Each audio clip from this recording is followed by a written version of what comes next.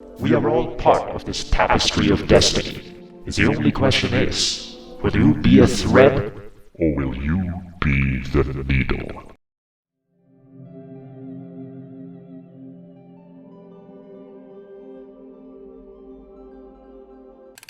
Hello, hello, hello, and welcome to our first ever developer log. Yep, hello.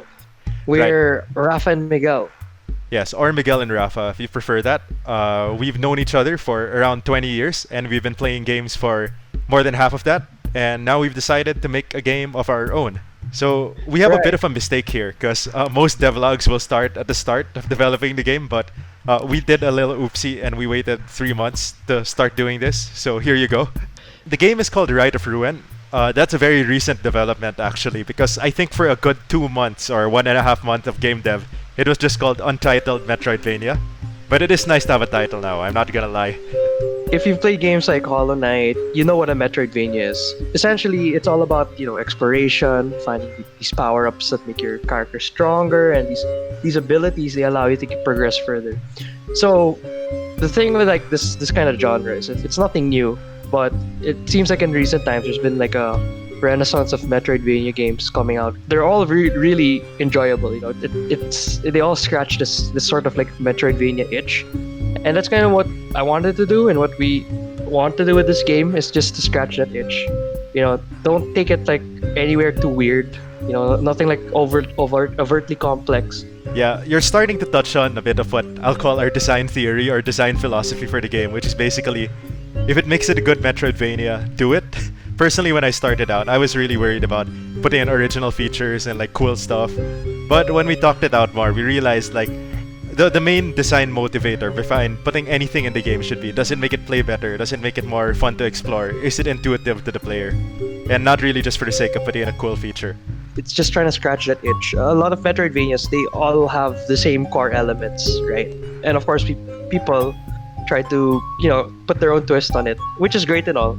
But what ends up happening, I think, for a lot of Metroidvanias is the twist becomes the whole thing, and it kind of loses itself in the sauce, in the twist sauce, and it kind of loses touch of like the actual Metroidvania components, which I think we want to heavily emphasize. One weird metaphor I'd use to describe making a Metroidvania is that you're kind of like the evil version of an urban planner. When you try to make a good Metroidvania, you don't want it to be accessible. In fact, a lot of the areas are gated off based on certain abilities.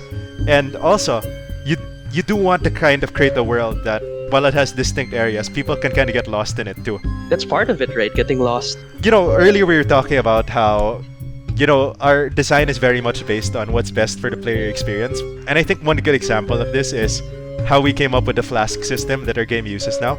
So like a lot of different Metroidvanias and even other kinds of video games will often have a Flask System or a potion system, a consumable power-up system, I guess, in the most technical terms. And we have that too. But the way ours works is a little bit interesting. It's not like groundbreaking or anything, but I would say I haven't seen anything exactly like it before. The way it works is that you have a flask, imagine like a water bottle or a hydro flask if you will, that's loaded up with different charges, and the charges are in an ordered sequence from bottom of the flask to the top of the flask. When you press your drink button, which is the letter Q, you hold down Q, you begin an animation where you drink your flask, and you always drink the topmost charge first. After that, the charge gets consumed. And the interesting thing there is that now when you set your charges or you refill the flask, you actually have to be strategic on what you put near the top. Like, do you always make your first charge a health refill? Do you make it an attack boost, a speed boost, or something like that? So there's sort of strategy involved in putting it together. And in the future, we're going to implement effects when you drink certain kinds of charges in succession. They have overlapping effects. But where that came from is really interesting, right? Because, Miguel, your concern was you wanted to make the potion system work with one button. Yeah, because we didn't want to, like I said, we didn't want to overcomplicate the game. Like, our motivation, this place it started from, wasn't even creating a unique potion system, but it's literally, we wanted to compress the ability to use different potions into one button. And from there, that's where the Flask system came from, and eventually it led to a bunch of other ideas too, like the mixing of Flask contents.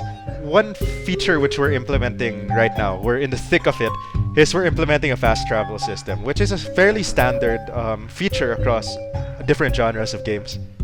Just wanted to say that we have one. Yeah, And it it's- works. It does work. I was telling Miguel a few days ago that it's kind of sad that our in-game fast travel system is probably better public transport than the city we live in. And Simple. we are taking a little inspiration from Hollow Knight, where you actually have to pay to unlock the fast travel system. Don't worry, there are no microtransactions in our game, but you have to pay in-game currency, stuff you collect to unlock it. And we had a back and forth about this, because there's some games which unlock fast travel by default, like you just arrive at the station and you can open it up. But others you have to pay, and it ultimately came down to this weird discussion about making players feel like they earned it. And it's not honestly it's not that expensive. Like you just like going to that area, you'll probably get enough in-game currency to afford it. Alright, so thanks for tuning in to our first ever devlog. Miguel, any parting words? Tune into our next one. If you want to hear more of this incoherent rambling with a bit of game design thrown in, please do subscribe. Miguel was saying before I rudely interrupted And him. hit the bell icon. As Miguel was hit saying the- before I rudely interrupted him, we are also on Twitch. We live stream our deving actually under creative titles like this guy builds an area while the other guy draws skeleton pixel art. So check the description, I Yeah. guess, for a Twitch So channel. if you want to see it live, you can find that out. Please do drop in if you're more interested in the nitty gritty of it. And leave a nice comment or a rude comment, but preferably a nice comment. We'd like that. That's been the first Rite of Ruin devlog. Once again, my name's Rafa, and this is Miguel over here. And Miguel, And this is not a podcast.